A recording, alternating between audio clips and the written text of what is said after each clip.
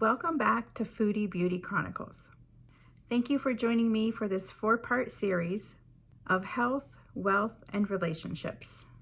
Today we are talking about wealth, but not just in the way that most people think of it. On this channel, we believe that wealth goes far beyond money. It's about living a truly rich life, one that aligns with your values and brings you fulfillment.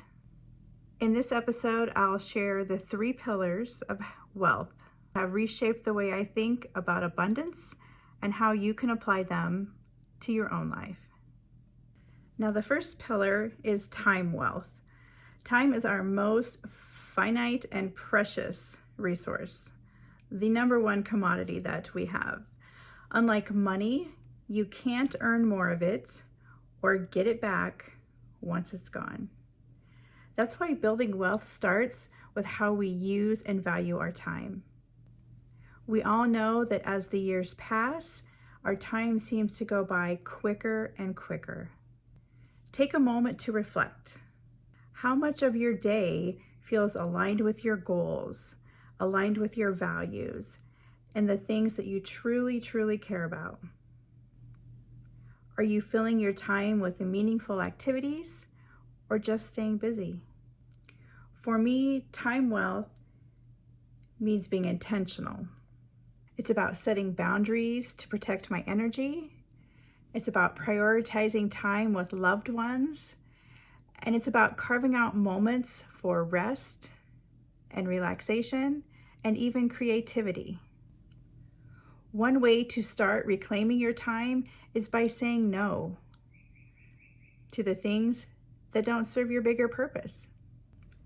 Whether it's an unnecessary commitment or a mindless distraction, like doom scrolling on your phone, every no is truly a yes to something more important. Remember, time spent wisely is wealth. Now, the second pillar is relational wealth. Relationships are the foundation of a meaningful life. They give us love and connection and a sense of belonging. But like any form of wealth, relationships need to be nurtured to grow. Relational wealth isn't necessarily about the quantity of connections, it's about the quality. Is it important to you to have hundreds of acquaintances that you have small talk with, or that are conversations really lending themselves to the other person boasting and putting themselves on a pedestal? Or is it more important to have a handful of quality friends that check in on you or call you when they need a hand? Do the people in your life uplift you? Do you feel valued and heard and supported? And just as importantly, are you showing up for others in the same way? Now, for me, relational wealth means being present and intentional. For me, it looks like deepening bonds with family and friends. It looks like practicing active listening and empathy. It looks like creating traditions that bring people together. Now, my dad's family always would get together several times throughout the year and make something. Things like homemade pretzels or sauerkraut or smoked sausages. And they used to get together and share a meal and maybe play marbles. And it was just always such a great memory and so many great connections made. They even would always plan to have a little ice cream and cake party for somebody's birthday. Now, there might be 6 birthdays in the month of February, which in his family there were, but everybody was recognized on their special day. So it was just, a quick little half hour or an hour for those that lived, a little bit farther away, maybe out of your time, to just come and spend a few moments to honor that person and celebrate them, make memories, and build relationships. Even simple gestures like writing a heartfelt letter to somebody or having an uninterrupted conversation can really enrich your relationship in so many more ways than money ever could. Because at the end of the day, the love that we give and receive is one of the greatest forms of wealth. Now, the third pillar is financial wealth. And while it's not the only aspect of a rich life, it does play an important role.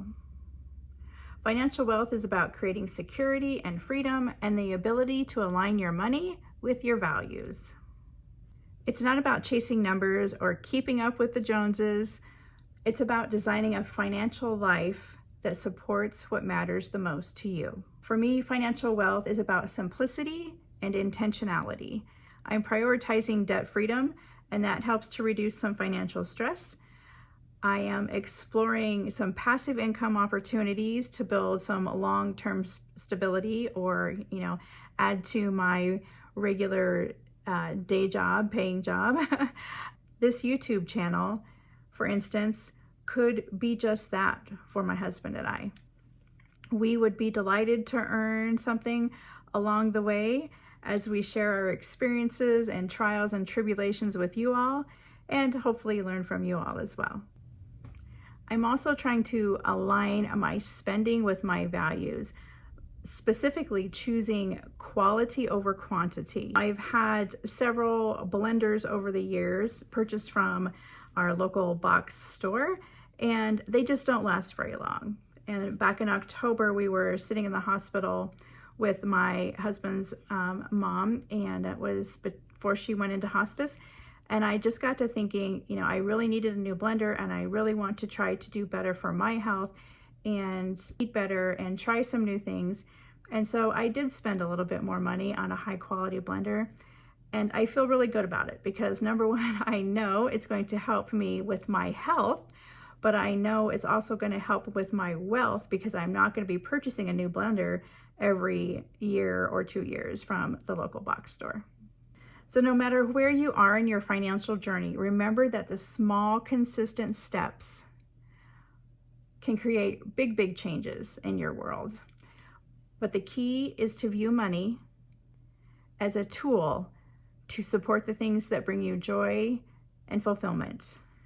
Now, friends, let's bring this all together. When you think about wealth holistically, these three pillars, time wealth, relational wealth, and financial wealth, work together to create a true life of abundance. It's not about perfection or having everything figured out. It's about being intentional, making choices that align with your values, and focusing on what truly matters to you. For me, this journey is about simplifying and slowing down and creating space for things that bring joy and living with purpose and authenticity. Now, I want to encourage you to reflect on these three pillars in your own life.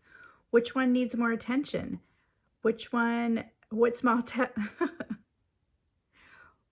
step can you take today to create a richer, more meaningful life? And if you're willing to share in the comments, I'd love to know what wealth means to you and how you're working toward it. My friend, thank you so much for joining me today.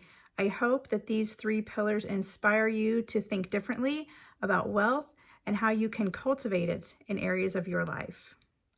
If you found value in this episode, please subscribe so you don't miss any future content.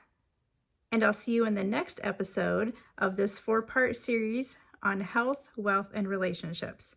As always, feel free to share with anyone who needs a little inspiration. And until next time, let's savor the journey together.